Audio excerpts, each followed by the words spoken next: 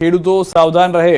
પોરબંદર નજીક cyclonic circulation સર્જાશે। હવામાન નિષ્ણાંત અથર્યા શેટ્ટીનું અનુમાન છે હજુ 3 દિવસ રહી શકે છે માવઠાનું જોર। શુક્ર શનિ સૌરાષ્ટ્ર પર માવઠાનો ખતરો છે। પોરબંદરથી ભાવનગરના પટ્ટામાં થઈ શકે છે માવઠું।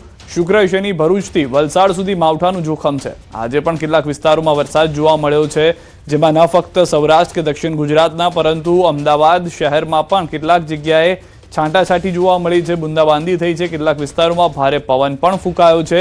તો સાયક્લોનિક સર્ક્યુલેશન જે છે તેની અસર જોવા ગુજરાત પર મળી શકે છે। વાદળછાયા વાતાવરણ બાદ વરસાદી છાંટા પડ્યા। આનંદનગર, પ્રહલાદનગર, સરખેજ, બાકરોલમાં વરસાદ થયો। સાયન્સ સિટી સેટેલાઇટ વિસ્તારમાં વરસાદ થયો। રાજસ્થાન સહિતના રાજ્યોના ટ્રફ પવનોની અસરથી વરસાદી માહોલ જોવા મળી રહ્યો છે।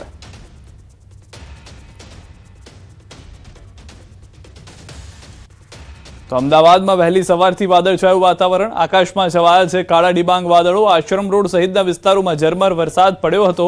શહેરના અનેક ભાગોમાં છૂટો છવાયો હળવો વરસાદ નોંધાયો હોવાની જાણકારી છે।